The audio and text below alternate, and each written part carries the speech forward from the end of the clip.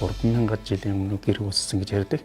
Өнөөг хүртэл одоо гэрийн үндсэн хэв загвараа сайжруулад өнөөг хүртэл Монгол гэр одоо оршиж байна да.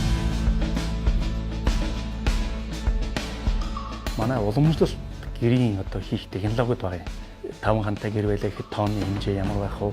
Ийм хэмжээтэй байснараа нарны тусгал яаж тусах төвд онцсон уулуур гэж байна.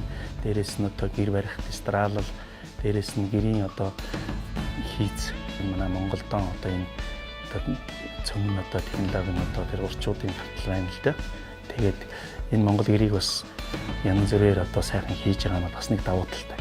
Монголын одоо бас энэ өв соёл бол агуу юм гэдгийг бас бахарч авдаг та.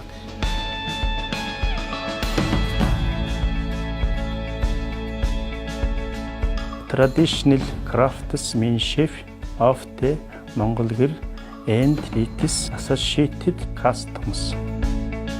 2013 оны 12 сарын 5-нд ЮНЕСКОд бүртгэгдсэн байдаг. Одоо ЮНЕСКОд ч манайхаас одоогоор 13 өв бүртгэгдээд байгаа юм. Монгол гэрийг бүртгэхдээ болохоор бол олон удаа одоо ингээд Монгол гэр бүлийн тэнд байна, зөвхөн Монголын гэхээр болохгүй байна гэсэн юм үсэж ирсэн.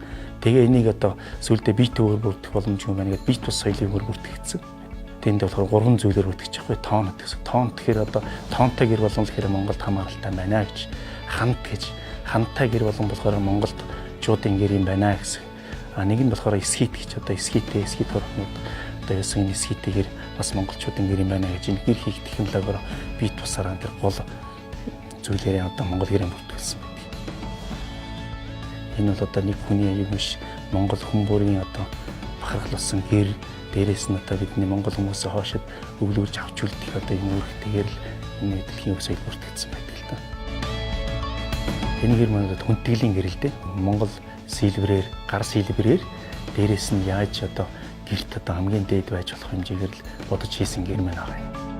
Доор нь болохоор бол хамгийн доод суурьнд бол бадамлын гаццэг хийж өгөөд бадамлын гаццгийн суурин дээр зан хийж бүтээсэн. Багныг ам болонготой Чандман эрдэн дээр хас хийг одоо төрсөж суурлуулад төвд торгоор бүрсэн улаан цэнхийг ослуулна гэдэг чинь манай төрийн далбааны өмгийн игээр нь бол бэлэгдэж ингэж явж байгаа.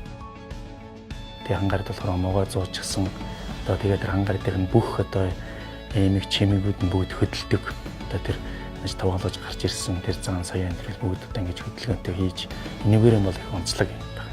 За тэгэл гэр өөрөө бэлэгдлийн чанартай байдаг болохоор тэгэл бүхэл байх бэлэгдлүүдийг энэ хэртэйг тусгаж хийлээ те. Крафт гэдэг нь бол одоо гараар бүтээсэн, урчуудаар бүтээсэн, урчуудын хийж бүтээсэн гар урлал. Одоо яг л гар урлал энэ бол Монгол хүний Монгол урчуудын сэтгэлгээгээр бүтсэн зүйл гэсэн те.